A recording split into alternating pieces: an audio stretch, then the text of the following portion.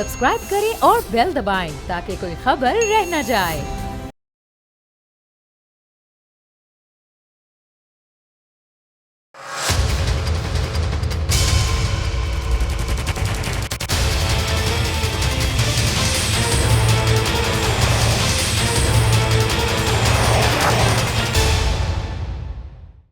अस्सलाम वालेकुम, आप देख रहे हैं प्रोग्राम बस बहुत हो गया। मैं हूं अरबाब जहांगीर और गुज़िश्ता तकरीबन 30 घंटे से पूरे पाकिस्तान में एक अफरा तफरी की सूरत-ए-हाल पैदा हुई है। कोई भी सूबा हो, कोई भी शहर हो, उसके हर पेट्रोल पंप पर लोगों का एक हुजूम है, एक मारामारी मची हुई है। हर शख्स की ये कोशिश है कि किसी तरह उसे इतना पेट्रोल मिल जाए कि वो अगले चंद दिन सुकून के साथ गुजार सके। और ऐसा इसलिए हुआ क्योंकि पेट्रोलियम डीलर्स एसोसिएशन ने काफ़ी दिन पहले ये ऐलान कर दिया था कि 25 नवंबर से वो पेट्रोल पंप्स को बंद कर देंगे और उनका मुतालबा ये था कि उनका जो प्रॉफिट होता है उसमें इजाफा किया जाए और उसको 2.5% से बढ़ाकर 6% पर किया जाए। हुकूमत ने पहले उनको मुज़ाकरात के ज़रिए इस माह के शुरू में इंगेज करने की कोशिश की, लेकिन ये मुज़ाकरात कामयाब नहीं हुए और फिर सूरत हाल ये पैदा हुई कि उन्होंने तमाम पेट्रोल पंप्स को बंद करने का ऐलान किया। अब जो पेट्रोल पंप्स चंद हुकूमती कंपनीज़ की ज़ेर मिल्कियत हैं वो तो खुले हुए हैं, लेकिन बड़ी तादाद में प्राइवेट पंप्स बंद होने की वजह से गुज़िश्ता 30 घंटे से हर शहर के, हर सूबे के अवाम इस वक्त ख्वार हो रहे हैं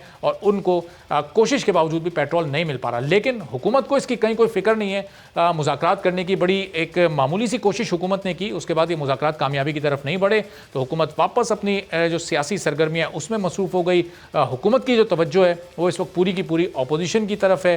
अपोजिशन की तरफ से खासतौर पर नून लीग की तरफ से कल मुबैना जो ऑडियो साकिब निसार साहब की आई थी उस पर एक प्रेस कॉन्फ्रेंस की गई थी और उसी में मरियम नवाज़ ने अपनी एक वायरल ऑडियो का भी एतराफ़ कर लिया था। अब उस एतराफ़ के बाद वज़ारत इत्तलात व नशरियात की तरफ से एक कमेटी बनाई गई है जो इस बात को तय करेगी, इसकी तहकीकात करेगी कि मुस्लिम लीग नून के दौर में जो 9 अरब से ज़ायद के इश्तिहारात मुख्तलिफ टीवी चैनल्स को दिए गए उसमें कहाँ कहाँ गड़बड़ की गई, क्या उसमें कोई करप्शन की गई या नहीं की गई, इस पूरी सूरत-ए-हाल से मुताल्लिक अब ये कमेटी तहकीकात करेगी। अब इस पर अपोजिशन की तरफ से, नून लीग की तरफ से क्या रद्द-ए-अमल सामने आएगा, क्या वो इस कमेटी की तहकीकात को मानेंगे या फिर एक बार फिर वो इल्ज़ाम लगाएंगे कि ज़ाहिर है वन साइडेड ये कमेटी है, ये हुकूमत के मातहत ही लोग कर रहे हैं, अगर बात करानी है तो इसको किसी न्यूट्रल फोरम पर करवाया जाए। इससे मुताल्लिक गुफ्तगू करते हैं नून लीग के सीनियर रहनुमा राना सनाउल्लाह साहब हमारे साथ मौजूद हैं और उनसे जानते हैं कि अब इस कमेटी के क़याम के बाद नून लीग का क्या रद्द-ए-अमल है। राना साहब बहुत शुक्रिया प्रोग्राम के लिए, आपने वक्त निकाला। राना साहब, वज़ारत इत्तलात व नशरियात ने अब ये मरियम नवाज़ साहिबा के इंकशाफात पर तहकीकात के लिए एक कमेटी बना दी है। अब वो उस दौर में 9 अरब और कुछ करोड़ के जो इश्तिहारात आप लोग की जानिब से दिए गए थे, अब कमेटी तहकीकात करेगी कि इसमें कितनी गड़बड़ हुई है। अब तैयार है नून लीग इस कमेटी की तहकीकात के लिए? देखें, ये हुकूमत जो है ये इसका कोई काम भी जो है ना वो सीधा है ना ये सोच समझ के करते हैं। ये ऐसे नाअहल और नालायक लोग हैं कि हर काम ये उल्टे तरीके से करते हैं और उसकी पादाश में जो है वो मुल्क को और कौम को भुगतना पड़ता है। ये पेट्रोल का हालिया बहरान भी इसकी एक मिसाल है जी। देखें, अगर तो ये 9 अरब या 10 अरब के फंड्स हैं PMLN के फंड्स, तो फिर तो मरियम नवाज से इंक्वायरी हो सकती है। लेकिन मेरा नहीं ख्याल कि ये इतनी अमाउंट जो है वो उन फंड जो PMLN के बतौर पॉलिटिकल पार्टी फंड है। और अगर ये फंड गवर्नमेंट के हैं तो भाई फिर एक प्राइवेट आदमी से आप कैसे तहकीकात करेंगे? आप तहकीकात करें सेक्रेटरी इंफॉर्मेशन जो उस जमाने में थे, आप तहकीकात करें उन मिनिस्टर से जो उस जमाने में थे, और उस तहकीकात के सिलसिले में अगर ये बात इन फर्दर ऑफ इंक्वायरी साबित हो कि इसमें कोई प्राइवेट आदमी, वो मरियम नवाज शरीफ साहबा हो या कोई और हो, उसका भी कोई अमल दखल है तो फिर तो वो बात बन सकती है। अब ये इंक्वायरी गलत तरीके से शुरू कर रहे हैं एक प्राइवेट पर्सन से सरकारी फंड्स की, तो सरकारी फंड जो है वो क्या मरियम नवाज साहबा के सिग्नेचर से जो इशू होते थे, अगर किसी ने उनकी जो है वो बात मानी है तो क्या वो बात मानना जो है उसके ऊपर फर्ज था? वो बीइंग सेक्रेटरी इंफॉर्मेशन, उसका जॉब उसे इस बात का जो है वो तकाजा नहीं करता कि वो ये देखे कि उसे कोई भी अगर कोई बात कह रहा है, इवन मिनिस्टर क्यों ना कह रहा हो, कि वो ये देखे कि ये बात दुरुस्त है या ये दुरुस्त नहीं है, और अगर दुरुस्त नहीं है तो he is bound to reject that. लेकिन राणा साहब डिसबर्समेंट फिर जो अगर आप उनको एक प्राइवेट पर्सन कह रहे हैं के मुताबिक वो सेक्रेटरी लेवल के तो राणा लोगों साहब के हैं फिर अगर वो प्राइवेट पर्सन थी तो फिर वो मीडिया सेल चलाते हुए ज़ाहिर चैनल्स के चंद चैनल्स के इश्तिहारात को रोकना, फिर वो एक प्राइवेट पर्सन किस कैपेसिटी में ये ऑर्डर जारी कर सकते हैं? वो जारी कर ही नहीं सकती। उनका कहना जो है वो ऑर्डर हो ही नहीं सकता। लेकिन उन्होंने सेक्रेटरी इंफॉर्मेशन से पूछें, उससे इंक्वायर करें कि भाई आपको कोई ऑर्डर मिले हैं, आपने कोई जो है वो मरियम नवाज शरीफ साहबा की डायरेक्शन पे आपने कोई इस किस्म का काम किया। अगर वो कहे मैंने नहीं किया तो ये इंक्वायरी किस बात की? लेकिन राणा साहब वो जो डॉक्यूमेंट एक आया है जो कौमी असेंबली में भी पेश किया गया था आपके अपने दौर में तमाम चैनल्स के इश्तिहारात से मुतालिक, उसमें ज़ाहिर है कुछ चैनल्स को बहुत कम अमाउंट उन 5 सालों में दिया गया, कुछ को बहुत ज़्यादा दिया गया, तो वो एक फ़र्क बिल्कुल वाज़ेह है। और फिर वो कम अमाउंट उन्हीं चैनल्स को दिया गया जिनके मरियम नवाज साहिबा ने अपनी ऑडियो में नाम लिया और ज़ाहिर है उस ऑडियो को वो एडमिट कर चुकी हैं, तो इसलिए वो फिर उस ऑडियो के और उस डॉक्यूमेंट के ताने बाने आपस में मिलते हैं। अथॉरिटी ने वो इश्तिहारा दिए हैं उससे जो है वो बात आगे चलेगी। वो ताने बाने इस तरह से तो नहीं बनाए जा सकते। और वैसे दूसरी बात ये है कि ये व्यूअरशिप पे होता है, गवर्नमेंट के पास एक डेटा होता है, एक उनके रूल्स हैं, उसके मुताबिक जो है वो दिए जाते हैं, अब भी दिए जा रहे हैं और इससे पहले भी जो है वो दिए। तो राणा साहब उस वक्त फिर मुतल्लिका बंदा कौन? परवेज रशीद साहब थे, चूंकि ज़ाहिर है वही इंफॉर्मेशन मिनिस्ट्री को हेड कर रहे थे, फेडरल मिनिस्टर वो थे और स्टेट मिनिस्टर मरियम साहिबा थी। मेरा ख्याल है, मैं इसके ऊपर कोई कंफर्म नहीं हूँ कि डिसबर्समेंट अथॉरिटी या पावर जो है वो सेक्रेटरी के पास होती, मिनिस्टर के पास ये पावर्स नहीं होती। ये पैसे जो है ये देने वाली बात जो है वो तो सेक्रेटरी के पास होती है। अच्छा, तो राणा साहब इसका मतलब आप कह रहे हैं कि जो मुतल्लिका वजीर होता है उसका कोई लेना देना नहीं होता इन तमाम मामलात से? हेलो जी राणा साहब, तो आप इसका मतलब ये कह रहे हैं कि जो मुतल्लिका वजीर होता है उसका कोई लेना देना नहीं होता, ये तमाम अथॉरिटीज सेक्रेटरी के पास होती हैं? जी मेरी जो है वो अंडरस्टैंडिंग यही है।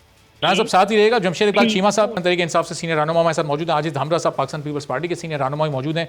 तो जमशेद साहब ये आप मरियम नवाज साहिबा के खिलाफ ये तहकीकात करने जा रहे हैं, जो कमेटी बनाई गई है उन्होंने ज़ाहिर ऑडियो को ज़रूर एडमिट किया, लेकिन राणा साहब कह रहे हैं कि ये तो आपको मुतल्लिका सेक्रेटरी से पूछना चाहिए, एक प्राइवेट पर्सन किस कैपेसिटी में, वो तो नहीं हिदायत दे सकता, और जिसने उसकी हिदायत मानी है आपको पहले उससे पूछना चाहिए कि उसने हिदायत क्यों मानी या मानी भी है या नहीं।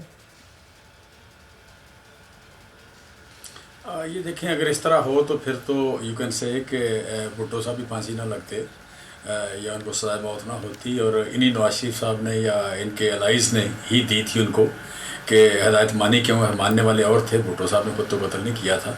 सो बेसिकली यहाँ पे तो जो प्रूफ है वो तो सामने है कि मरियम नवाज साहबा कह रही है कि मेरे ये आवाज़ मेरी है, ये वीडियो मेरी है। राणा साहब अब उसमें कानूनी पहलू निकाल रहे हैं कि चीफ फाइनेंशियल ऑफिसर किसी भी आप कह लें कि मिनिस्ट्री का वो सेक्रेटरी ही होता है, साइन भी उसी के होते हैं, बाकी चीज़ें ठीक है। ये इस हद तक तो फाइनेंशियल ऑफिसर या और ये भी हो सकता है कि चीफ फाइनेंशियल ऑफिसर जो उसने भी साइन ना किए हों, एडिशनल सेक्रेटरी ने किए हों या डिप्टी सेक्रेटरी ने किए हों, या आप कह लें वहाँ के सेक्शन अफसर ने किसी ने साइन किया और बात चलते चलते चली जाएगी चपरासी पकड़ के ले जाओ, ऐसा नहीं होता। सो बेसिक जो बात है, पहली बात यह है कि हर चीज़ जो आ रही है अदालत बाद में पहले मीडिया में आती है बात। पाकिस्तान की बदकिस्मती यह है कि यहाँ हर केस पहले मीडिया में लड़ा जाता है, फिर अदालत में जाता है, या अदालत में जाता ही नहीं है। तो जो केस अदालत में गए जहाँ से मरियम बीबी को 7 साल सज़ा हुई, उस 7 साल सज़ा के बाद आज पाकिस्तान को भाषण दे रही हैं कि आप पाकिस्तान को चलाना कैसे है, पाकिस्तान की अदालतों को कैसे परफॉर्म करना चाहिए, यहाँ इंसाफ का निज़ाम कैसे होना चाहिए। बीबी अगर इंसाफ का निज़ाम, इंसाफ का थोड़ा सा पोर्शन भी आ जाए तो आप अंदर हों। आप 7 साल सज़ा भुगते हैं, आपके वालिद साहब 10 साल सज़ा भुगते हैं, वो लंदन में बैठ के तो तकरीरें ना करें, भाषण तो ना दे लो, जलसों को खिताब तो ना करें, या आप क्यों यहाँ अदालत के सामने बैठ के सारे मुल्क को, सारे इदारों को धमकियाँ दें। सो बेसिकली मैं समझता हूँ कि यहाँ पे जो इंसाफ कमज़ोर हुआ है, जो अदारे कमज़ोर हुए हैं, और कुछ लोग माफिया स्ट्रांग हुए हैं, कुछ इंडिविजुअल स्ट्रांग हुए हैं, कुछ ख़ानदान स्ट्रांग हुए हैं, और वो हुए हैं स्ट्रांग कि यहाँ पे जो विशियस साइकिल बना है कि सियासत से पैसा और पैसे से सियासत, ये जो एक विशियस साइकिल बना है, उस विशियस साइकिल ने इस मुल्क की जमहूरियत को भी दागदार कर दिया है, इस मुल्क के इंसाफ के निज़ाम को भी दागदार कर दिया है, और जो जमहूरियत के समरात हैं वो भी लोगों तक नहीं पहुँचने दिए। सो मरियम नवाज साहबा उस अदारे की या उस एक यू कैन से तबके की नुमाइंदा हैं। लेकिन जमशेद साहब, ये जो तहकीकात आप करने जा रहे हैं, ये वजारत इत्तलात व नशियात ने जो कमेटी एक फॉर्म कर दी है, ये ज़ाहिर है ये तो आपके मातहत यानी हुकूमत के मातहत लोग हैं। इस कमेटी की तहकीकात को कौन मानेगा? ज़ाहिर है इसकी कोई भी रिपोर्ट सामने आएगी, नून लीग इसको कहेगी ये तो बिल्कुल वन साइडेड, चूँकि ज़ाहिर है आपके अपने लोगों ने तहकीकात की है तो ये भर के इल्ज़ामात लगा दिए मरीम साहिबों पर। इसकी क्रेडिबिलिटी क्या होगी इसकी? कहीं न्यूट्रल लोग आपको लेने चाहिए थे फिर? नहीं, देखिए, पहली बात तो यह है कि यहाँ पे अल्फाज तो कुछ और होते हैं लेकिन फिगर तो झूठ नहीं बोलती। जैसे आप अभी बात कर रहे थे कि अगर 5 करोड़ रुपया एयरवे को दिया गया है और 2.5 अरब दिया गया है क्या नाम है इनको जियो को, तो ये फिगर है, ये एक आप कह रहे हैं हकीकत है। इस हकीकत से कौन इनकार कर सकता है? सो मैं नहीं कह रहा कि मैं ये अल्फाज बोल रहा हूँ, ये पुरजोश तकरीर कर रहा हूँ, ये आप कह लें कि 10-15 मैंने एंकर लगा दिए हैं, इस पर 20-30 वीडियो बनाने वाले लगा दिए हैं, फिर मैंने आप कह लें कि सारे वज़रा आके प्रेस कॉन्फ्रेंस कर, ये सारी बातें बेमानी हैं। सबसे इंपॉर्टेंट बात है 5 करोड़ और 2.5 अरब, ये इंपॉर्टेंट बात ये है, ठीक है, कि जो मरियम बीबी ने 4 चैनल का नाम लिया, उन 4 चैनलों की फिगर देख लें। फिर अगली बात ये आती है कि किस कैपेसिटी में, बीबी आप किस कैपेसिटी में बात कर रही हैं? वो कहती हैं जी मैं प्राइवेट आप कह लें कि तौर पर बात कर रही थी, पार्टी के फंड्स थे। पार्टी के फंड्स तो जनाब यहाँ 5 साल पंजाब में की हुकूमत रही है, मरकज़ में पीपल्स पार्टी की हुकूमत थी 2008-2013 तक। उस वक्त शहबाज साहब ने ये क्लब रोड 7 क्लब रोड से दफ्तर चलाते थे, 8 क्लब रोड नहीं जाते थे। वो 5 साल खाना 7 क्लब रोड पे पकता था और जाती उमरा जाता था। इनका ये हाल है। इन्होंने कभी काइट फ्लाइंग नहीं की अपने पैसे से। ये आप कह लें कि कोई जिस वज़ीर आला के 5 या 6 घर आप कह लें कि वज़ीर आला के कैंप ऑफिस हों, इसका मतलब है वो किसी भी घर में किसी भी फैमिली पे अपने पैसे खर्च नहीं कर रहा था, गवर्नमेंट के पैसे खर्च करना चाहता है वो। और फिर 3 साल अभी हो गए, 3 साल में कितने मुस्लिम लीग उन्होंने ऐड दिए हैं? वो ऐड जो हैं वो गवर्नमेंट की थी। और दूसरी बात कि सोशल मीडिया जो है, ये सोशल मीडिया बीबी कहती है मैं सोशल मीडिया चलाती थी। सोशल मीडिया का दूसरे मीडिया से क्या तल्लुक है उसको ऐड देनी है? सोशल मीडिया तो अपना एक्सपेंस अलग होता है भाई, ठीक है। इन्होंने तो वो भी गवर्नमेंट से दिया है, वो भी गवर्नमेंट से एक्सपेंस दिया है। तो मैं समझता हूँ कि एक लगातार पूरी पार्टी को झूठ बोलना पड़ रहा है मरियम की बेवकूफ़ियों का या उसकी कानून शिकनी का। उसको सारी पार्टी डिफेंड कर रही है। राणा साहब इसको डिफेंड कर रहे हैं, क्या नाम है, इकबाल हसन साहब, पार्टी के जितने भी रहनुमा होते हैं उनका तो काम होता है कि अपनी तरमीम लेके लीडर की बात को डिफेंड करना। लेकिन अब कल जब आजिज़ जामरा साहब मरियम साहिबा आई तो थी लीडरों के बच्चों, चीमा साहब मैं आपके वापस आ रहा हूँ, चीमा साहब मैं आपके वापस आ रहा हूँ जरा धामरा साहब को पॉइंट ऑफ व्यू लेके। धामरा साहब कल राना हल्फी को सच साबित करने आई थी, अपनी बेगुनाही साबित करने आई थी। जो साकिब निसार साहब की ऑडियो थी उससे मुतालिक वो प्रेस कॉन्फ्रेंस करने आई थी, लेकिन वो अपने ही डी में गोल कर गई आखिर में जाके। और जाहिर है उसके बाद फिर बात भी उसी से मुतालिक हो रही है। अब चूंकि आप भी उस वक्त अपोजिशन में थे जिस वक्त की उन्होंने बात की है अपने दौरे हुकूमत की, जो उन्होंने ऑडियो एडमिट की है, तो अब हुकूमत ने सही किया इस पर तहकीकाती कमेटी बना के इसकी एक साफ और शफाफ तहकीकात होनी चाहिए, चूँकि जाहिर है तकरीबन 10 अरब के फंड्स का मामला है। बिस्मिल्लाहिर्रहमानिर्रहीम। देखें, तहकीकात तो बिल्कुल होनी चाहिए और एक न्यूट्रल कमेटी भी होनी चाहिए। और ये बहुत मादी के भी किस्से हैं, ये कमेटियां बन भी चुकी हैं, सब चीज़ें हैं। मगर उसके बावजूद देखें मरियम नवाज पे एक इल्ज़ाम है हुकूमती तर्जुमानों का। एक तो इन्होंने तर्जुमानों की इतनी बड़ी एक लिस्ट बनाई हुई है और सबको ये ठपकी दी हुई है कि आप एक चीज़ जो है वो अगर गवर्नमेंट साइड की हो तो तर्जुमानों की एक लाइन लगी होती है। मेरे कहने का मकसद है कि 50 से ज्यादा लोग हैं, सिर्फ काबीना में 50 से ज्यादा लोग हैं। जी माशाल्लाह, और भी बरकत पड़ेगी, अभी तो इनका टेन्योर है, बरकत पड़ती रहेगी। और दूसरी बात सिर्फ ये है कि मरियम नवाज की बातों का जो उन्होंने एक एडमिट किया है कि जी उन्होंने एक बात कही थी। इशू ये है कि आपको दोनों साइड के इल्ज़ामात के लिए एक न्यूट्रल कमेटी की ज़रूरत है। और इल्ज़ाम अगर ये कहते हैं कि मरियम नवाज इल्ज़ाम लगा रही हैं और प्राइम मिनिस्टर साहब खुद कह रहे थे कल के मरियम नवाज जो है वो इल्ज़ाम लगाती हैं कभी जुडिशरी पे कभी किसके पे, तो आप क्या कर रहे हैं? मैं हुकूमत वक्त से पूछना चाहता हूँ कि आपने कहाँ पे सच बोला है? ज़रा कौम को बताएं कि इन बहरानों के अंदर ये 1 या 2 ऐसे मरहले थे जहां पर हमने बिल्कुल सच बात की है। सिवाय एक बात थे कि आपने कहा था कि हम सुनामी लाएंगे और वो सुनामी आ चुकी है। ये इस सच के अलावा बाकी आपने सच कहीं भी नहीं बोला। तो पहली बात तो ये है कि जिन इदारों पे कौम को एतमाद भी है, सारे फर्द एक जैसे नहीं है, ज़ाहिरी इदारों के लिए एहतराम भी है, मगर इल्ज़ाम के ज़िद में वो साबका चीफ सरबराहान हैं उन इदारों के जिस पे कौम डिपेंड करती है, जो इंसाफ के इदारे हैं। तो ये बहुत ही एक बड़ा इस मुल्क में पहुंचान है और एक बहरान सी कैफियत पा चुकी है कि लोग अब कहाँ जाएंगे, किसकी बात को सच माने, किसकी बात को गलत माने। ये टॉक शो में कोई फैसला नहीं कर सकता। मिसाल के तौर पर PML-N कहेगी कि हुकूमत गलत बयानी से काम ले रही है, और हुकूमत का ट्रैक रिकॉर्ड ये है भी सही कि उन्होंने कहीं भी सच से काम नहीं लिया, कौम को हमेशा अंधेरों में रखा। और अभी 2 दिन पहले प्राइम मिनिस्टर कह रहे हैं कि मुल्क में पैसा नहीं है। मिसाल के तौर पर आप कह रहे हैं कि हमारे पास दोस्त ममालिक पड़ोसियों ने हमारी मदद की थी इमदाद के तौर पर, जब PTI आई, इसका बड़ा नाम था क्रेडिबिलिटी का। वो पैसे कहाँ गए? आपने कर्जा पाकिस्तान में सबसे ज्यादा लिया, वो पैसे कहाँ हैं? आपने कहा कि हमारे आते हुए करप्शन खत्म हो गई है सिस्टम में, तो वो भी पैसे आपके खजाने में आ चुके होंगे, वो कहाँ है? आपने कहा टैक्स कलेक्शन हमारी बहुत बेहतर हुई है, तो वो पैसे कहाँ हैं? अगर पैसे हैं तो फिर डॉलर उड़ान क्यों बढ़ रहा है? अगर साहब आप ये कह रहे हैं कि हुकूमत ने सच नहीं बोला और हुकूमत सच नहीं बोलती। अभी जमशेद साहब से मैं एक सवाल पूछता हूँ, देखता हूँ कि ये सच बोलते हैं नहीं बोलते। लेकिन उससे पहले 27 अक्टूबर 2017 का इमरान खान साहब का एक शॉट हमारे पास पड़ा हुआ है, जरा वो जमशेद इकबाल चीमा साहब को फिर उससे मुतालिक उनसे सवाल करते हैं, सुनाइएगा। तो 2017 का जब इख्तिताम हो रहा था चीमा साहब, तो हर पाकिस्तानी पे खान साहब ने बताया कि कर्जा था 1,20,000 रुपए। फिर जब 2018 में आप हुकूमत में आए तो बताया गया कि 1,44,000 रुपए कर्जा है। आज 3.25 साल बाद चीमा साहब आपसे एक बड़ा सादा सवाल है कि हर पाकिस्तानी पर कितना कर्जा है? देखिए, इसमें जो इसका मेजर करने का तरीका है वो है tax to GDP ratio. Tax to GDP ratio आपका ना क्या नाम है, debt to GDP ratio. Debt to GDP ratio Pakistan में कम हुआ है, और दुनिया का कोई मुल्क नहीं जिसका कोरोना के दरमियान tax debt to GDP ratio कम हुई हो, स्वाय पाकिस्तान के। इट्स द ओनली कंट्री जिसका during corona debt to GDP ratio कम हुआ है।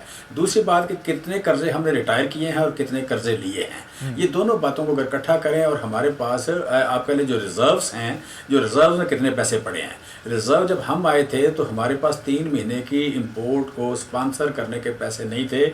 आज इस मुल्क में आप कह लें कि 6 महीने की 5 महीने की इंपोर्ट को स्पॉन्सर करने के पैसे मौजूद हैं। सो जो हमारे रिजर्व में पैसे पड़े हैं और जो हमने वापस किए हैं और जो हमने लिए हैं, वो सारे को कैलकुलेट करें तो हमने कर्जे वापस ज़्यादा किए हैं, हमने कर्जे लिए थोड़े हैं। अच्छा। सो ये जो बात आप सुनते हैं, एक बड़ी स्वीपिंग स्टेटमेंट है। सुन लेना एक जो स्वीपिंग स्टेटमेंट सुनते हैं कि जी हमारे दौर में कर्जे बढ़े हैं। डेफिनेटली रुपये में जब जाते हैं तो आपके कर्जे बढ़े हैं, जब डॉलर में जाते हैं तो tax debt to GDP ratio आपकी कम हुई है। ठीक है। दूसरी बात यह है कि हमने जो कर्जे वापस किए हैं या जो हमारे पास महफूज पड़े हैं, वो कर्जे अगर देखें तो हमने पिछली गवर्नमेंटों से कहीं बेहतर परफॉर्म किया है। ये आज का सच है। इस सच पे अगर आपको प्रोग्राम करना चाहते हैं तो आप यूँ बजाय ये कि यहाँ पर राणा सनाउल्लाह साहब को बुलाएं या दामरा साहब को बुलाएं, कल आप बुला लें किसी आप कह लें किसी फाइनेंस एक्सपर्ट को बुला लें। फाइनेंस एक्सपर्ट को बुला लें, कल हम बैठ के प्रोग्राम कर लेते हैं इस पे। ज़्यादा बेहतर होगा कि आप अभी 15 मिनट बाद फाइनेंस एक्सपर्ट ज्वाइन करने वाले हैं। अभी फाइनेंस एक्सपर्ट ज्वाइन करने वाले हैं, लेकिन चूंकि इतनी मुश्किल बातें और ये सारी टर्मिनोलॉजीज खान साहब नहीं इस्तेमाल किया करते थे उस वक्त बताते हुए कर्जा। तो जी दामरा साहब जल्दी से, राणा साहब की बारी है, मैं उनकी तरफ जा रहा हूँ। जी दामरा साहब जल्दी से एक जुमला, फिर मैं राणा साहब की तरफ। अच्छा, पहली बात आप जब ये जीडीपी करते हैं ना, तो यही सवाल है आज कौम का कि कल प्राइम मिनिस्टर का जो बयान छपा था ना, पाकिस्तान में पैसा नहीं है। तो हमारा सवाल ये है कि जब आप रिजर्व के लिए आपके पास पैसे हैं, वो जो आपको कर्जा मिला था 3-3 हजार अरब डॉलर का, जो आपको UAE ने दिया, जो सऊदीया ने दिया, जो चाइना ने दिया, उसके बाद आपने कहा कि टैक्स कलेक्शन हमारी ठीक है, जीडीपी ग्रोथ कर रही है। अगर जीडीपी ग्रोथ कर रही है तो महंगाई क्यों है मेरे भाईजान? कर्जा आपने सबसे ज्यादा लिया, इसलिए आप कह रहे हैं कि हमने महंगाई वाले सवाल का जमशेद साहब अपनी टर्न पर जवाब देंगे, लेकिन जमशेद साहब से सवाल ये था कि आज एक पाकिस्तानी कितना मकरूज है, अब उन्होंने तो जवाब नहीं दिया। मैं राणा साहब से जरा जानता हूं। मकसद है, इनकी जीडीपी का मकसद है गैस, डीजल, पेट्रोल की कीमतों में जो इजाफा हो रहा है ना पाकिस्तान में, ये जीडीपी का ये क्रेडिट लेना चाहते हैं। वो तो हम आपको देते हैं, वाकई उसमें इंक्रीज हुई है। मैं आता हूं दामरा साहब आपकी तरफ से। राणा सनाउल्लाह साहब, आपके इल्म में है कि आज एक पाकिस्तानी कितना मकरूज है? चूंकि अभी 4 साल पुराना इमरान खान साहब का एक शॉट हमने सुनाया, वो आपके दौर में 2017 में बता रहे थे कि एक पाकिस्तानी पर 1,20,000 रुपए कर्ज है। आज की तारीख में एक पाकिस्तानी पर कितना कर्जा है राणा साहब? देखिए, वो ये मुख्तलिफ फिगर जो है वो मीडिया में ही आ रही है। मैंने किसी अपने पार्टी के जो हमारे फाइनेंस को डील करते हैं, मैंने उनसे कंफर्म नहीं किया, लेकिन ये जितना भी हो, 2.25 लाख हो या 2 लाख हो, मुझे ये बताएं कि जिस 31 मई 2018 को ये कितना था और आज कितना है, उसके बाद फिर ये बात करें और ये बताएं। और फिर दूसरा ये है कि जो आम फहम बातें हैं, जो कोई यदि इकोनॉमी का एक्सपर्ट के अलावा भी मेरे जैसा बंदा भी कर सकता है, वो भाई जब ये अपोजिशन में था तो ये गला फाड़ फाड़ के कहता था कि जी 1 रुपया अगर बढ़े, रुपया कम हो डॉलर के मुकाबले में, तो पता नहीं 100 अरब जो है वो 100 अरब डॉलर का जो है वो 1000 अरब बढ़ जाते हैं कर्जे पाकिस्तानी कौम पे कर्जे का। इससे बंदा पूछे वो कम से कम कोई 60-70 100 अरब डॉलर का कर्जा तो ये हजारों बनता है। तो ये तो तुमने जो है वो डाल दिया इस कौम के ऊपर, और फिर तुमने जो कमीशन बनाया था कि जी ये कर्जा सारा लेके खा गए हैं, उस कमीशन की रिपोर्ट किधर है? तो ये अगर 24,000 कर्जा जो है वो लेके खा गए थे PMLN वाले या पीपल्स पार्टी वाले, तो अब जो 24 का 45 हो गया, ये कौन खा गया? सही और है। अगर तुमने अदा किया है कर्जा, तो ये 24 से 20 या 15 क्यों नहीं हुआ? ये 45 क्यों हो गया? तो ये सारी बातें जो हैं ये सिर्फ एक झूठा प्रोपेगेंडा और फ्रॉड इसने किया कौम के साथ। और फिर वो अब बाबा रहमते जो है उसकी वो आइडिया भी पकड़ी गई है कि ये एक साजिश थी इस कौम के साथ, इस मुल्क के साथ, इसको लाया गया और जमहूरी हुकूमत को जो है वो एक साजिश के तहत खत्म किया गया। तो अब तो मैं समझता हूं ये फिगर देते हुए आपने तो फिर भी जरा मोहतात फिगर दिया। आपने तो 2 लाख तक का फिगर दिया। जो है एहसन इकबाल साहब ने जरा आज गुफ्तगू करते हुए ये क्या फिगर दिया था एक पाकिस्तानी पर कर्जे से मुतालिक, जरा मैं ये सुन इस पर कमेंट कीजिएगा, जरा बताएं एहसन इकबाल साहब ने क्या बोला। हर पाकिस्तानी के जिम्मे जून 2018 में 1,44,000 का कर्ज था, जो कि आज सितंबर 2021 में बढ़कर 2,35,000 हो चुका है। इमरान नियाजी साहब जो पाकिस्तान के बहुत बड़े दयानतदार, उनकी आला शानदार कारकर्दगी में हर पाकिस्तानी 91,000 रुपया का मजीद मकरूज हो चुका है। तो राना साहब ये 2,35,000 का इस वक्त एक पाकिस्तानी मकरूज है। एहसन इकबाल साहब ने आज ही प्रेस कॉन्फ्रेंस की है। ये फाइनेंस एक्सपर्ट्स वगैरह से सबसे आप लोगों ने इसको क्रॉस चेक करवा लिया ना कि जून 2018 का जो फिगर दिया है 1,44,000 और आज का जो दिया है 2,35,000, इसमें कहीं कोई बढ़ा तो नहीं दी एहसन इकबाल साहब ने गुफ्तगू करते हुए? एहसन इकबाल साहब बड़े जिम्मेदार जो है वो इंसान है, तो अगर उन्होंने ये फिगर बोली है, मैं तो ये पहले नहीं सुन सका, तो बिल्कुल ये दुरुस्त होगी, मैं इस पर यकीन करता हूँ। और अब जो है ये तकरीबन 1 लाख रुपया जो इसने बढ़ा दिया है 3 सालों में, यानी 1,35,000 कर्ज चढ़ा पिछले 74 सालों में पाकिस्तानी हुकूमत, और 1 लाख चढ़ गया है 3 सालों में। चलें, गुफ्तगू यहाँ पर जारी है। तीनों मेहमान हमारे साथ मौजूद हैं, राना सनाउल्लाह साहब, आजिज़ धामरा साहब, जमशेद इकबाल चीमा साहब हमारे साथ ही मौजूद हैं। एक ब्रेक लेते हैं, ब्रेक के बाद वापस आएंगे, गुफ्तगू को यहीं से शुरू करेंगे।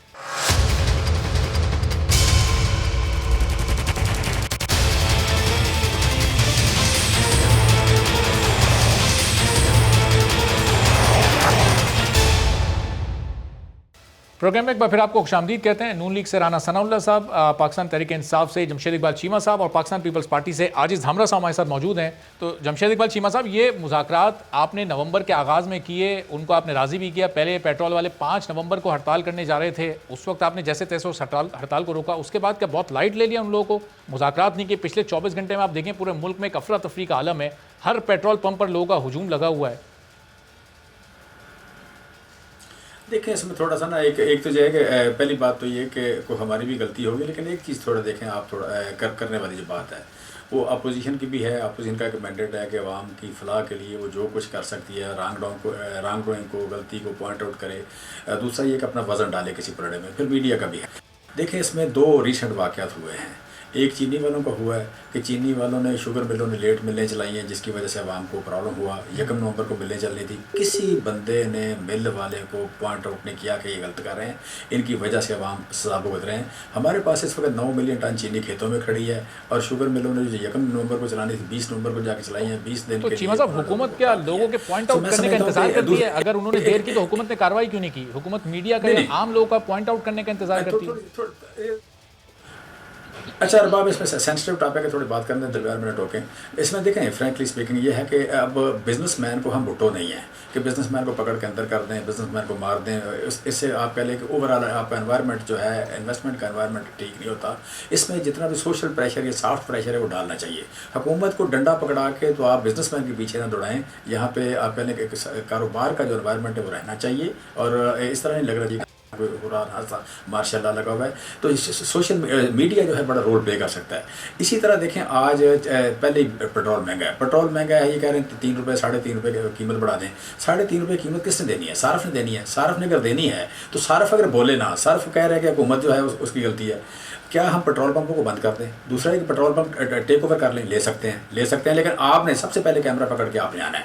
आपने ला के लोगों को कहना कि क्या हुकूमत ने अच्छा किया कि बुरा किया है। अब यहाँ पे 3000 पेट्रोल पंप है, 4000 पेट्रोल पंप है, 4000 पेट्रोल पंप सारे मीडिया ने लेके आ जाना है कि जनाब हुकूमत की ज्यादती कर रही है। मैं समझता हूँ कि थोड़ा सा आप इस मामले में अपना हिस्सा डालें। धामरा साहब, ये मीडिया कैमरा लेकर आ जाएगा, इस खौफ से हुकूमत अपनी रेट ही कायम नहीं करेगी। अगर हम कैमरा लेकर चले जाएंगे और लोग आपकी कारकर्दगी से मुतमईन होंगे तो कोई आपके खिलाफ कोई बात नहीं बोलेगा। हर बंदा हुकूमत की तारीफ करेगा कैमरे के सामने, अगर हुकूमत की रेट कहीं नजर आ रही होगी।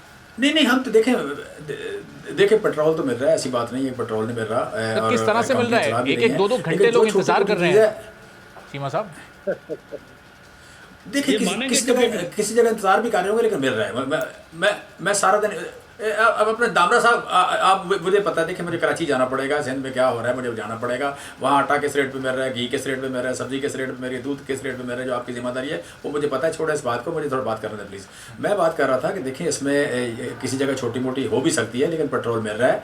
दूसरी बात यह है कि मैं जो बात करना चाह रहा हूँ कि आप अपना रोल प्ले करें और बीइंग अपोजिशन भी रोल प्ले करें। ये जो आपका अगर पेट्रोल नहीं मिल रहा तो पीपल्स पार्टी का क्या काम है? पीपल्स पार्टी का काम है कि अपने वहाँ पे पेट्रोलियम डीलर है, पेट्रोल, ये 5.5 करोड़ लोगों के हकम ये नहीं है। 5.5 करोड़ लोगों के जिनके हकम है उनकी ज़िंदगी में बेहतरी लाने के लिए रोल प्ले करना या नहीं करना? वहाँ जाके पेट्रोलियम डीलर से ये बेहतर डील करके देखें, कर लें कि जी आप करें, आज 3.5 रुपये पेट्रोल बढ़ जाए तो ये कितनी बड़ी ज्यादती होगी आवाम के साथ। कि पहले 146 रुपए है, जीरो लेवी पे भी अगर पेट्रोल 146 रुपए पे है, तो लेवी जीरो नहीं है, लेवी तो 9 रुपए से भी ज्यादा है। वो सेल्स टैक्स से आपने जीरो किया था। ये हमें ये 25 हाँ सेल टैक्स जीरो किया लेकिन लेवी बढ़ानी पड़ रही। लेकिन पहले ये भी बहुत थोड़ी थी, ना होने के बराबर 1.5 रुपये लेवी 1.5 रुपये होती थी। अच्छा, तारीखी तौर पर ये 25 से 30 रुपये होती रही है, ये 18, 20, 25, 30 ये रुपये होती रही है। So minimum bare minimum tax डाल के भी अगर ठीक है। चलें चीमा साहब, ये पॉइंट आपका आ गया, लेकिन जाहिर है चूंकि पेट्रोलियम डीलर्स के खिलाफ अगर कार्रवाई करनी है तो वो तो ओगरा को हरकत में आना पड़ेगा और वो तो एक वफाकी इदारा है। तो फिर पीपल्स पार्टी पर, सिंध हुकूमत पर आप जिम्मेदारी डाल रहे हैं। धामरा साहब, यहाँ 5.5 करोड़ जो लोग हैं सिंध के, चीमा साहब कह रहे हैं आपकी जिम्मेदारी। अपना रोल धामरा साहब, आप अपना रोल प्ले करने के लिए तैयार हैं? वो भी करें। इनको बात करने दे विचारों को। नहीं हो गई उनकी अच्छा, बात। एक बात मैं कहता हूं कि ये अगर पीपल्स पार्टी और सिंध लफ्ज की फोबिया से बाहर आ जाएं तो ये इशू ये है कि इनका सारा फोकस सिर्फ पीपल्स पार्टी और सिंध है। इनकी काबीना के बाद इनके वजीर ने कहा कि ये सारा जो इस मुल्क में महंगाई है वो सिंध की वजह से है और सिंध हमारे लिए इशू है। अभी पेट्रोल का आपने सवाल किया और इन्होंने फौरी तौर पर पीपल्स पार्टी पे डाइवर्ट कर दिया। चीमा साहब, आप अपने ड्राइवर से पूछिएगा कि वो किस कंडीशन में पेट्रोल डलवाते हैं। ये आपके जो दावा और बातें हैं, ये आपके अपने जो साथी हैं, जो घर के अफराद हैं, वो भी इत्तेफाक नहीं करते होंगे। और दूसरी बात ये है कि मैं ये इंतजार में था कि शायद ये कहेंगे कि हम इस बहरान को खत्म करेंगे, मगर इल्जाम पीपल्स पार्टी पे चला गया। सिंध की वजह से पूरे मुल्क में पेट्रोल नहीं मिल रहा और लोग लाइनों में खड़े हैं। वाह जनाब वाह, आपको हार पहनाना चाहिए। अगर मैं करीब होता तो मैं आपको हार पहनाता।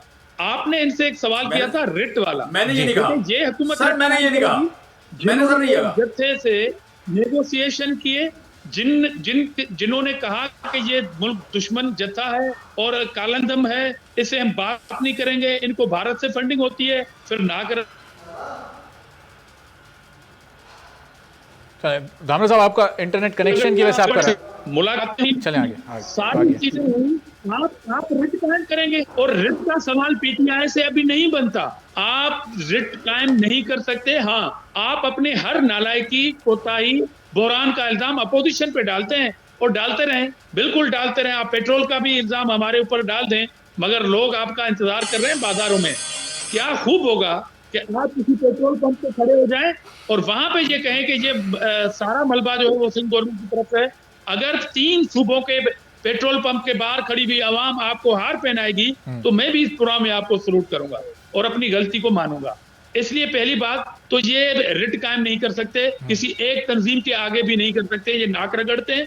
ये तो पूरे मुल्क में बहरान है और आपको पता होगा इस तरह का बहरान पहले भी हुआ था। नदीम बाबर को हटाया गया था, इन्होंने कहा कि अरबों रुपए की गड़बड़ हुई है। वो नदीम बाबर कहाँ है? कौन से जेल में? एक रात में 25-26 रुपए पेट्रोल की कीमत में इजाफा हो गया था उस वक्त। बिल्कुल। तो वो नदीम बाबर कहाँ है? कौन सी इंक्वायरी हुई आपने? किसको जेल में डाला? नदीम बाबर आज भी उसकी कमीशन बनीगाला में जा रही है। सही, चलें पूछता हूँ मैं जरा चीमा साहब से, लेकिन पहले राना साहब से भी इस पर उनका पॉइंट ऑफ व्यू है। राना साहब, ज़ाहिर है एज अपोजिशन जमात आपकी भी जिम्मेदारी बनती है, पंजाब की आप सबसे बड़ी अपोजिशन जमात हैं, इसमें आपका क्या रोल प्ले हो सकता है? ये डीलर्स और हुकूमत के दरमियान कोई मुज़ाकरात वगैरह की राह आप हमवार करवा सकते हैं राना साहब? चलें राना साहब को कनेक्ट करते हैं ज़रा, राना साहब भी मौजूद नहीं है, फिर उनसे भी उनकी तरफ चलते हैं ज़रा। जी, ये मुज़ाकरात करना तो वफाकी हुकूमत का काम है। ओगरा एक वफाकी इदारा है, पेट्रोल सप्लाई करना। आपने मेरी बात को मिसपर्सीव किया है। मैं कहता हूँ लीडिंग रोल हमारा ही है, हमारी जिम्मेदारी है, हम करेंगे। मैं जो बात कर रहा हूँ कि रोल प्ले करते हुए बहुत सारी जगह से प्रेशर आता है। ये सबसे बड़ा कब करेंगे चीमा साहब? ये अब तो 24 घंटे से तो लोग जाके बोतलों में और किस किस चीज़ में पेट्रोल ले रहे हैं, धक्के खा रहे हैं। मैं कह रहा हूँ कि हम आवाम को बात करने प्लीज जलील करने के बाद ये बात करेंगे।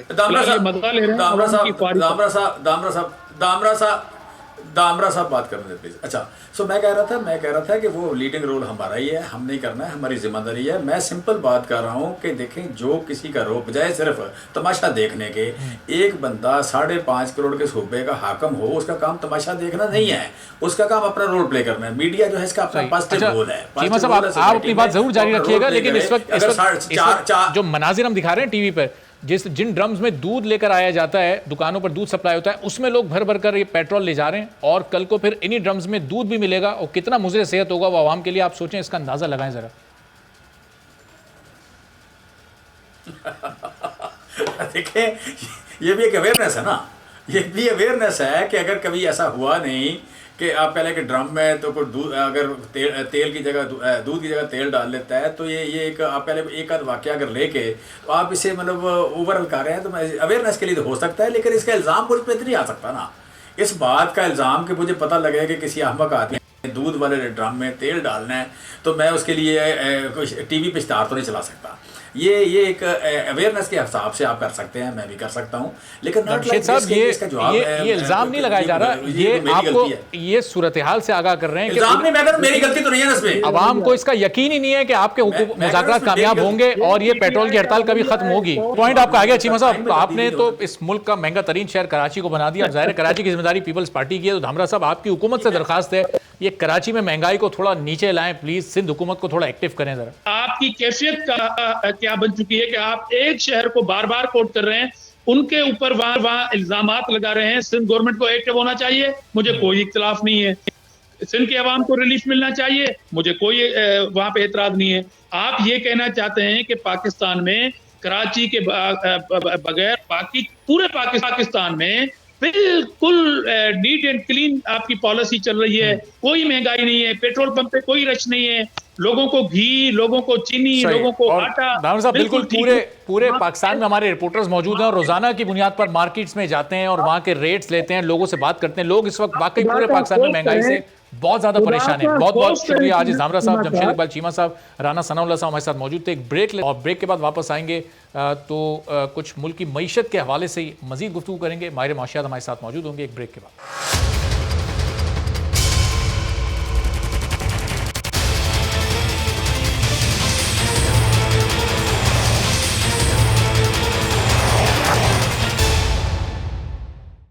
प्रोग्राम में एक बार फिर आपको खुशामदीद कहते हैं। और कुछ ही देर पहले प्रोग्राम में जमशेद इकबाल चीमा साहब ने कहा था कि किसी माहिर मईशत को आप लाइन पर लें और उनसे ये पूछें कि हमारी हुकूमत की कारकर्दगी माजी की हुकूमतों की कारकर्दगी से बहुत अच्छी है और जो कर्जे लिए हैं इस तमाम तर सूरत हाल के बावजूद भी हम माजी की हुकूमत से बेहतर परफॉर्म कर रहे हैं। और ज़ाहिर उन्होंने बात इसलिए की चूँकि उनको हमने इमरान खान साहब की एक पुरानी तकरीर सुनाई जिसमें उन्होंने बताया था 2017 में कि एक पाकिस्तानी पर जो कर्जा है वो 1,20,000 है। फिर आज एहसन इकबाल साहब ने गुफ्तगू की, उन्होंने बताया कि जून 2018 में जो कर्जा था किसी एक पाकिस्तानी पर वो 1,44,000 था, जो अब बढ़कर 91,000 के इजाफे से 2,35,000 पर पहुँच चुका है। तो क्या मुआशी तौर पर इस हुकूमत की कारकर्दगी इस वक्त बेहतर है? चंद महीनों पहले तक हमें हुकूमती तर्जुमान ये बता रहे थे कि तमाम मुआशी अशारिये बहुत बेहतर सिमत में जा रहे हैं, तो फिर अब अगले 1.5 साल में 3 बार बिजली महंगी क्यों होने जा रही है? पेट्रोलियम लेवी को बार बार क्यों बढ़ाया जा रहा है? IMF के साथ उनकी तमाम शराइत को मेनुआन क्यों तस्लीम किया जा रहा है? इस पूरी सूरत हाल पर गुफ्तगू करते हैं। शाहिद हसन सिद्दीकी साहब माहिर माशियात हमारे साथ मौजूद हैं। शाहिद साहब बहुत शुक्रिया प्रोग्राम के लिए, आपने वक्त निकाला। पहले तो एक आम आदमी के लिए शाहिद साहब, ये इस हुकूमत की जो अब तक माशी कारकर्दगी है, जिस तरह एक आम आदमी पर कर्जों का बोझ बढ़ा है, माजी में इमरान खान साहब वो बार बार चीख कर तकरीरों में बताया करते थे, अब अपोजिशन वाले वो बात बता रहे हैं, तो माशी तौर पर इनकी कारकर्दगी बेहतर है या माजी की हुकूमत की बेहतर थी? एक पाकिस्तानी पर इन 3 सालों में वाकई ये 90-91 हज़ार रुपए का कर्ज बढ़ गया? देखिए, जो स्टेट बैंक की कल ही रिपोर्ट आई है और जो आदाद-ओ-शुमार स्टेट बैंक और वजारत खजाना है के उसकी रोशनी में बेशतर माशी अशारिये इकनॉमिक इंडिकेटर्स जो माली साल 2018 में थे, जो पिछली हुकूमत का आखिरी साल था, बेशतर आज उससे ज़्यादा ख़राब हैं स्टेट बैंक और वजारत खजाना के आदाद-ओ-शुमार के मुताबिक। जो ख़राब हुए हैं उसमें शरह नमू बहुत ज़्यादा गिरी है, महंगाई बहुत ज़्यादा बढ़ी है, कर्ज़ों का बोझ बेतहाशा बढ़ा है जो पाकिस्तान की तारीख में बहुत ज़्यादा तेज़ रफ्तारी से, ख़ास तौर से बैरूनी कर्ज़े बहुत बड़े हैं जिसको आप ये नहीं कह सकते कि रुपए की कदर से इसका कोई ताल्लुक़ है, क्योंकि जो आदाद-ओ-शुमार स्टेट बैंक ने दिए हैं और पिछले हैं उससे ये लगता है कि इस हुकूमत के दौर में बढ़े हैं $10 अरब सालाना और पिछली हुकूमत के दौर में बढ़े थे $6.9 बिलियन सालाना। इस हुकूमत के दौर में मैं एक स्टेटमेंट दे रहा हूँ आपको, हुकूमत और स्टेट बैंक के आदाद-ओ-शुमार के मुताबिक 3 साल 3 महीने में जो बैरूनी कर्जे बढ़े हैं उसका हजम आज़ादी के 68 ईयर्स के बाद 30 जून 2015 को जो था टोटल कर्जे उससे ज्यादा बढ़े हैं 3 साल 3 महीनों में। अच्छा। ये स्टेट बैंक की रिपोर्ट है, मैंने उससे कंपेयर कर ये तो नहीं लिखा, लेकिन मैंने वो तमाम जो उनके आदाद-ओ-शुमार थे, बैरूनी कर्जे, मुल्की कर्जे बेतहाशा तेज रफ्तारी से बढ़े हैं, पाकिस्तान की तारीख में सबसे ज्यादा तेज रफ्तारी से। सबसे बड़ी चीज हैरान कुन जो बैरूनी सरमायाकारी है वो 2018 में जो आई थी, 2019 में उससे कमाई, 2020 में उससे कमाई, 2021 में उससे कमाई। एक हैरान कुन तौर पर टैक्स और GDP का तनासुब जो 2018 में था आज उससे नीचे है, स्टेट बैंक कह रहा है। लेकिन एक और परेशानी, जो इनडायरेक्ट टैक्सेस यानी जो आवाम के ऊपर जाते हैं उसका तनासुब बढ़ा है और डायरेक्ट का तनासुब कम हुआ है स्टेट बैंक के और मिनिस्ट्री ऑफ फाइनेंस के मुताबिक। शाह साहब, ये जिस तनासुब से ये कर्जे बढ़ रहे हैं, क्या इसी तनासुब से हुकूमत कर्जे उतारने में भी कामयाब हो रही है? चूंकि हुकूमत ये बार बार बताती है कि हमें तो कर्जा उतारने के लिए, सूद अदा करने के लिए कर्जे लेने पड़ रहे हैं, तो क्या उसी तनासुब से कर्जे उतर भी रहे हैं? देखिए, मैं आपसे एक बात बता दूं, अगर आपसे मैं 1 लाख रुपया कर्जा लूं और 1 लाख रुपया वापस कर दूं तो कर्जे बढ़ा नहीं करते। मैं जो आदाद-ओ-शुमार बता रहा हूँ कर्जे बढ़ने का मतलब ये होता है कि आप 2 लाख रुपए का कर्जे लेके 70,000 वापस करें। अगर उतने ही वापस करें तो कर्जे क्यों बढ़ेंगे? तो कॉमन सेंस की बात है ना, मतलब एक आम आदमी भी समझता है। तो ये जो मैंने फिगर दी है इजाफे की दी है, इतना ज्यादा इजाफा तो हुआ है, इसमें कोई शुबे की बात नहीं है। मतलब ये था कि पिछली हुकूमत के 5 साल में बैरूनी कर्जे बढ़े थे $35 अरब और इनके 3 साल में कोई $33 अरब बढ़ गए 3 साल 3 महीने में। तो ये तो आदाद-ओ-शुमार है, वो आदाद-ओ-शुमार जो स्टेट बैंक के हैं, मेरे नहीं है। तो जितनी भी बातें मैंने आपको भी बताई हैं ये डॉक्यूमेंटेड है। और शायद साहब, ये जो अभी जिस IMF के प्रोग्राम, ये जो अभी किस्त नई मंजूर हुई है, एग्जीक्यूटिव बोर्ड जिसकी भी मंजूरी देगा, वो जब मंजूरी हो जाएगी तो फिर वो $1 और $1.25 अरब वो जितना भी प्रोग्राम है उसका, तो वो फिर उसमें मजीद शामिल हो जाएगा, ज़ाहिर है वो भी इसमें ऐड हो जाएगा। अभी ये उससे माइनस करके हम बात कर रहे हैं। नहीं जनाब, उसके बाद $3 अरब सऊदी अरब से अन्य रोके हुए हैं जो अच्छा। अक्टूबर में उन्होंने वायदा किया था वो भी रोक लिए थे कि जब IMF का आएगा देंगे, हालांकि ये कह रहे थे 2 दिन में मिल जाएंगे। तो $3 अरब तो वो बढ़ेंगे 3.2% शरह सूद पर। उसके बाद ये बड़े पैमाने पे कर्जे लेने जा रहे हैं, इंतजार कर रहे थे कि IMF का हमारा वो चीज मिले तो हम बैरूनी कर्जे लेंगे, तो उसके बाद तो और ज्यादा तेजी से बढ़ेंगे। $3 अरब तो ये हो गए, $1 अरब की किस्त मिलेगी आपको, मगर ये मजीद कर्जे बड़े पैमाने पर लेने जा रहे हैं जिसकी बातचीत शुरू हो चुकी है। अच्छा। वो बढ़ेंगे। लेकिन जो चीज अब मुझे जो आपका जो फोकस है, ये जो $1 अरब की किस्त है, इसमें 900 अरब रुपए का पैकेज है अवाम के ऊपर। 900 अरब रुपए का, वो मैं बता दूं किस तरह से। 356 अरब रुपए है वो तो पेट्रोलियम लेवी है जो भत्ता है, जिसकी वजह से हर चीज की कीमतें बढ़ेंगी, आपको भी पता है, मुझे भी पता है। पेट्रोलियम लेवी 300 अरब के इनडायरेक्ट टैक्सेस है, डायरेक्ट नहीं इनडायरेक्ट टैक्सेस है, GST वगैरह जो अवाम पे चले जाएंगे। और 200 अरब रुपया ये तरक्याती अखराजात में कटौती कर रहे हैं। और तरक्याती अखराजात में कटौती का मतलब होता है मईशत की शरह नमो सुस्त होगी, रोजगार के मौके कम मैसर आएंगे। तो 900 अरब रुपए का ये पैकेज है जिसको ये घुमा फिरा के अलग अलग बता रहे हैं, मैंने आपको इकट्ठा करके बता दिया। सही। अब शायद साहब ज़ाहिर है ये दो ये सवाल ये पैदा होते हैं कि एक तो ये जो कर्जे लिए जा रहे हैं, अब ये इसको वापस करने का क्या तरीका होगा? क्या इतने वसाइल हमारे पास मौजूद हैं कि हम थोड़ा थोड़ा करके इसको अगले कुछ सालों 8-10 साल में पाकिस्तान उतारने के काबिल हो सके? और फिर अगर क्या ये हुकूमत IMF के इस प्रोग्राम में नहीं जाती तो उसके बगैर सर्वाइव करना क्या पॉसिबल था? क्यों महंगाई की हालत तो अभी भी वही है, एक आम आदमी पर तो वही बोझ है, तो क्या IMF के पास जाए बगैर ये पॉसिबल था कि पाकिस्तान सर्वाइव कर पाता?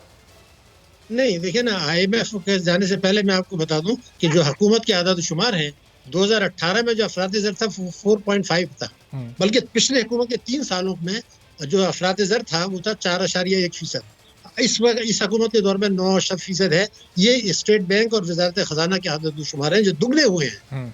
और ग्रोथ रेट जो था उस वक्त 2018 में था 5.5%। अब इनका 4 साल का औसत बन रहा है तकरीबन 2.6%, जो पाकिस्तान की तारीख का सबसे कम है। अगेन मैं कहूँगा ये मेरे आदाद शुमार नहीं है, मगर असल मसला ये नहीं है, सब मसला कुछ और है। मैं आपको वाज़ेह तौर पे बताऊं, मसला ये है कि ये जो तबाही बर्बादी आई है, रुपए की कदर जो गिरी है, मई से अब तक वो 23 रुपए गिरी है $1 के ऊपर, जबकि इससे पिछले आने से हुकूमत से पहले जो 10 साल थे उसमें $5.60 सालाना गिरी थी। तो ये जो खेल हुआ है वो मैं आपको बिल्कुल वाज़ेह तौर पे बता दूं कि एक हिकमत अमली बनाई गई थी फरवरी 2020 में, और वो ये थी कि कोविड की आड़ में आप शरह डिस्काउंट रेट को बेतहाशा कम कर दें, दुनिया में सबसे ज़्यादा कम कर दें, सस्ती शरह सूद पे कर्जे दें ताकि लोग मालदार लोग कमाएं, इंपोर्ट करें, सब कुछ करें। मगर मसला ये आ गया कि IMF ये कह रहा था कि जी आपकी तो शरह अफराद ज़्यादा है तो आप डिस्काउंट रेट तो कम नहीं कर सकते। तो इन्होंने 20 महीने तक IMF के प्रोग्राम को होल्ड रखा, जो पाकिस्तान की तारीख में कभी नहीं हुआ। 20 महीने नहीं होल्ड किया जाता, तो वो डिस्काउंट रेट कम कर दिया। तो जब शौकत तरीन साहब आए तो ज्यादा से ज्यादा उनको 3 हफ्ते में उसको एक्टिवेट करा लेना चाहिए था। उन्होंने भी 5 महीने गुजार दिए। क्यों? क्योंकि शरह सूद कम रहे, लोगों को कर्जे मिलते रहे। इन 5 महीने में 23 रुपए तो डॉलर में गिर गए आपके। 15 अरब डॉलर का तिजारती खसारा हुआ, जो पाकिस्तान की तारीख में सबसे ज्यादा है। इंपोर्ट आपने कर ली 25 अरब डॉलर, जो पाकिस्तान की तारीख में सबसे ज्यादा है। ये 6 महीने का कर रहा हूँ। और उसके अलावा करंट अकाउंट डेफिसिट आपसे 12-14 पे जा रहा है अरब डॉलर के ऊपर। तो ये जो आपने होल्ड कराया सस्ती शरह सूद देने के लिए, जो पाकिस्तान में कभी नहीं हुआ, 22 प्रोग्राम थे, ये इसलिए थे कि आप ताकतवर तबकों को कराएं। मगर एक और परेशानी अब आ गई है बिल्कुल वाज़ेह तौर पर, जो बेयकीनी की कैफियत है। तरीन साहब ने परसों ये कह दिया कि जो हमने IMF के साथ एग्रीमेंट किया था पिछले, रजा बाकर साहब ने, हफीज शेख साहब ने, उसमें जो स्टेट बैंक की ऑटोनॉमी का एक्ट था वो आइन से मुतसादिम था, और हमने उसकी नोक पलक दुरुस्त की। खैर नोक पलक तो खाक दुरुस्त नहीं की, आज भी वो पाकिस्तान की सालमियत के खिलाफ है। लेकिन IMF से अगर इन दो साहब ने एग्रीमेंट किया था, और वो एग्रीमेंट वो जो था ऑटोनॉमी पाकिस्तान के आइन से मुतसादिम थी, तो सवाल यह है वजारत कानून और कैबिनेट ने भी तो उसको अप्रूव किया होगा ना। बिल्कुल। तो ये जो चीज हुई है बेयकीनी की कैफियत, एक तो ये मुझे खौफ आ रहा है। दूसरे मैं आपको बिल्कुल वाज़ेह तौर पे बता दूं कि जो 33 बिल पास हुए हैं उस वक्त ये बिल भी आ रहा था, मगर कुछ लोगों का ज़मीर था जिसमें इनके इत्तेहादी भी शामिल थे। अच्छा। और इनके जो अपने मेंबर भी थे, उन्होंने ये कहा कि ये तो हम पास नहीं कर सकते जनाब, ये कैसे हो सकता है। ये तो कायद आज़म ने कहा था कि ये हमारी पाकिस्तान की खुद मुख्तारी होगी, कि अलामत होगा स्टेट बैंक, आप इसको गिरवी रख रहे हैं। तो इनके इत्तेहादी, इनके मेंबर पीछे हट गए, इन्होंने उसको वापस ले लिया। अब उसके अल्फाज बदल के अगर दोबारा ये अप्रूव हो जाता है तो ये पार्लियामेंटेरियंस जो है ना, ये तो फिर इनका इम्तहान है, ये तो डेमोक्रेसी का इम्तहान है कि ये सही, और ये ज़ाहिर है बड़ी खतरनाक सूरत हाल है। लेकिन अब शायद साहब, ये IMF और सऊदी अरब के पैकेज के बाद ये जो डॉलर डी वैल्यू पिछले 3-4 माह में हुआ है 23 रुपये, क्या इसमें कोई स्टेबिलिटी आ सकती है और ओवरऑल महंगाई पर कोई फ़र्क पड़ सकता है? जो करंट सिचुएशन है इस वक्त, इसमें कोई बेहतरी होगी? देखिए, मैं आपको पूरी जिम्मेदारी से बता रहा हूँ, महंगाई में बेतहाशा इजाफा होगा और हुकूमत को पता है।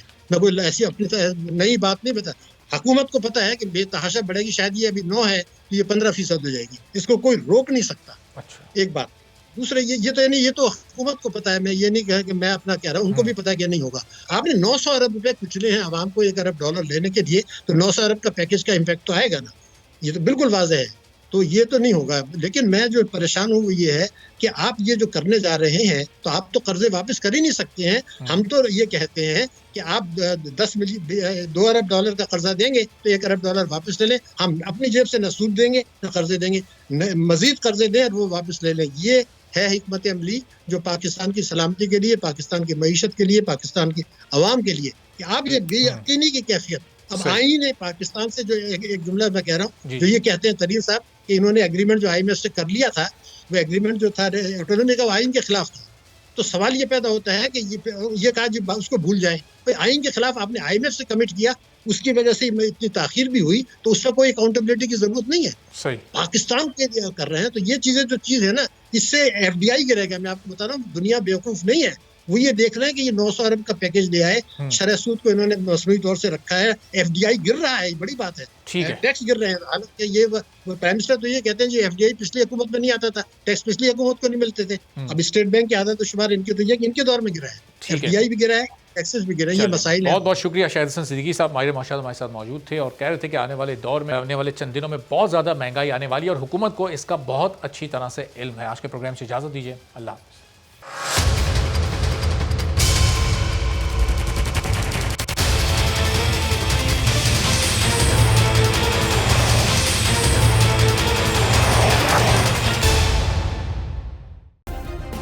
सब्सक्राइब करें और बेल दबाएं ताकि कोई खबर रह न जाए।